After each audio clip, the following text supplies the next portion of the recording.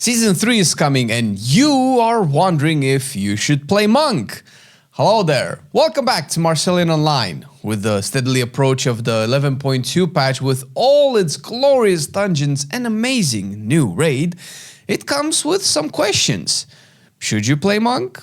With the new Mystic Touch buff that can potentially change the meta if left unchecked, Monk might be one of the most requested classes next season.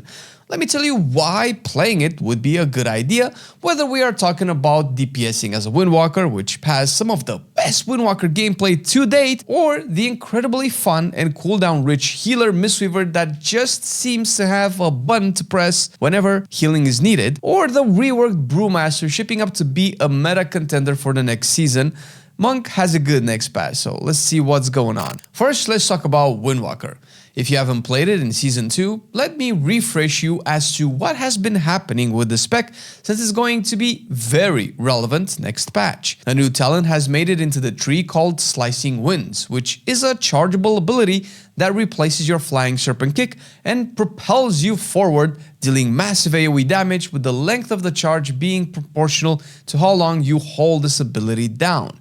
For pure damage, simply tapping it once is enough, since the raw DPS doesn't change. This opened up a whole new gameplay loop for Windwalker for those who opted to take it. You don't have to, but you are missing out. On top of this, for the Conduit hero talents, Heart of the Jade Serpent now activates when your Conduit ability finishes and also when you use Strike of the Windlord, making your Fists of Fury channel 50% faster and massively speeding up the cooldown recovery on your main abilities. This loop makes Windwalker way faster when it comes to channeling your abilities, but also with less DPS downtime and massive gains in Fists of Fury damage. Now, taking this into the next season, the tier sets elevate Windwalker as a whole. First of all, for Conduit, now Slicing Winds gives you Heart of the Jade Serpent as well. This will definitely lock you into the spell, but don't worry, if you don't like it, there is an alternative. Heart of the Jade Serpent also gives you 15% haste for its duration, which is 8 seconds when you use Slicing Winds, and the haste buff persists for 5 seconds afterwards. What this essentially means is you will likely want to extend this window for as long as possible, and by having multiple hearts out, you'll probably end up with all of your Fists of Fury being inside this window, channeling faster. This gameplay loop makes the spec super fast since you don't really have time for any filler ability. You're either casting your big hitters like Fists of Fury, Whirling Dragon Punch, and Slicing Winds, or just about to cast any of these. Rising Sun Kick will have such a short cooldown that it might make it difficult to cast Whirling Dragon Punch to begin with. Maybe this way you can build a spec with less haste so as to not over-generate procs and cooldown reduction. If this all sounds very intimidating, don't worry. You can hop on over to Shadowpan for a much simpler rotation and general gameplay. If anything, Shadowpan is as close to the raw Windwalker experience as you can get. Currently, the build that I've been testing doesn't use Slicing Winds nor Strike of the Windlord and really only focuses on Storm, Earth and Fire, powering up the hero talents, since the tier set just makes flurry strikes happen more often. It's simple, impactful, and everything you loved about Windwalker always. Since we're saving the best for last, I will talk about Miswever right now. And hey, I'm not throwing any jabs at the healer, it's likely my favorite healer right now, and I am not a fan of healing in this expansion to begin with. With this being said, I love Mistweaver for some reason, and I still cannot put my finger on it. Maybe if I talk about it to you, I will figure it out. Now, you will melee heal, always. Listen, if you want to create a Misweaver build that focuses on cast healing and you can just stay away from the danger, you can. Fortunately, the talent design offers you that freedom. Is it going to be good? Sure. Will it be a competitive playstyle to push endgame content with? Probably not. But the important thing is you can play it your way. That being said, I will talk about the fist weaving version of this, since that is the premier way to play Misweaver and why I personally like it. I like Monk. and monks punch and kick things. That part of the gameplay has always felt nice to me, smooth and satisfying to engage in, which makes healing in that manner way more enjoyable, especially in this expansion where the pleasure of raw killing has taken a big dive for me. The base healer gameplay rotation aside, which is indeed an acquired taste, I have to talk about the monk aspect of it some more, since the mobility that Miswever has is unparalleled. The overall encounter design in this expansion has been tuned down a bit, and the zoomy gameplay seems to be slowly designed out of World of Warcraft, or at least that is the implied intention of the devs when they announced the war on add-ons, which as a byproduct makes fast reaction gameplay less likely. As such, being this mobile on a healer kinda feels like cheating in a sense. There's no way you can actually dodge every single mechanic with a button that is intended to help you dodge every single mechanic. But you can. I suppose the downside is that it takes you out of melee and efficient healing, which if you play a more caster variant of the spec, it won't make that much of a difference. And I wanted to mention this. Realistically, you are both casting and melee DPSing with the modern Mistweaver if you are, let's say, fist weaving. So it's not like you will have to be in melee 100% of the time. And one more thing I wanted to mention, specifically related to your healing kit. I tested Miswever on the PTR with the talent build you want to play on live, so I'm not sure if the playstyle will remain the same, but your kit is giga fast.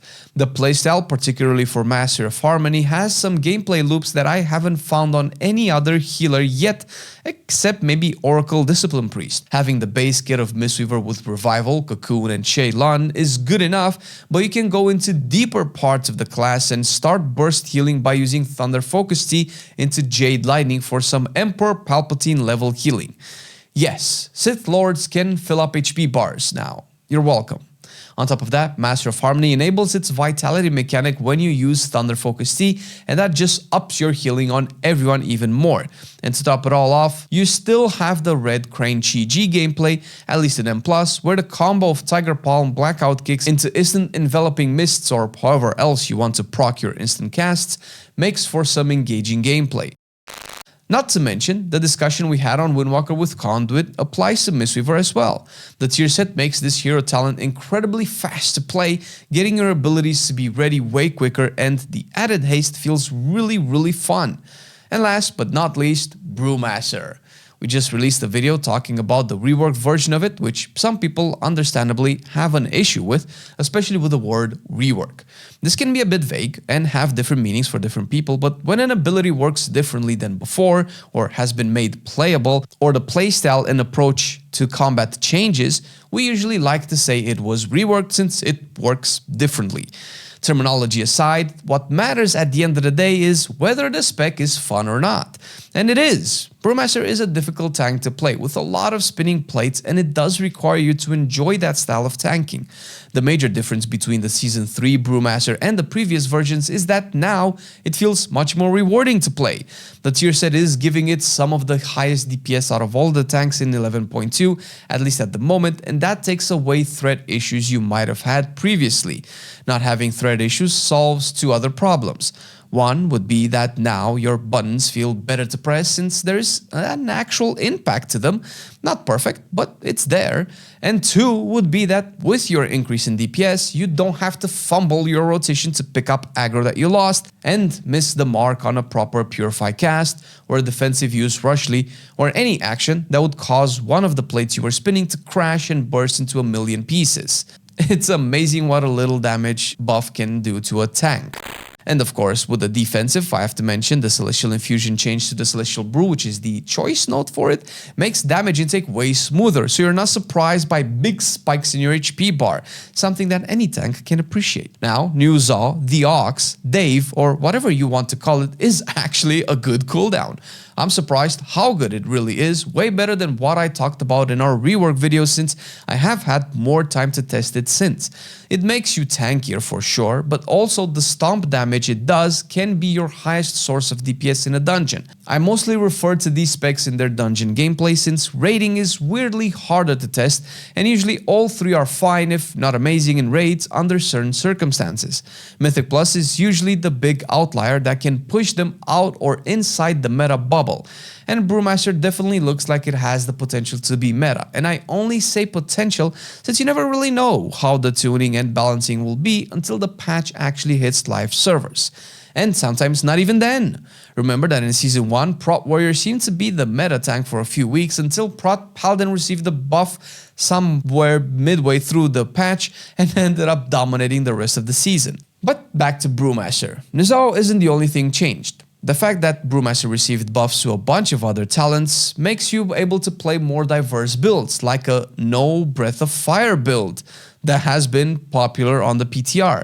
I'm only saying this to point out that the spec changed, talents changed, and it looks like a new dawn for Brewmaster period. Which one are you going for? Because as a Windwalker main currently that played more Brewmaster recently, I cannot help but slowly fall in love with Miswever. So my decision process has taken an unpaid vacation and I'm not even sure if it's coming back in time for 11.2. Be sure to check our Brewmaster rework video still so you can get a sense of what to expect from one of the best tanks in Season 3.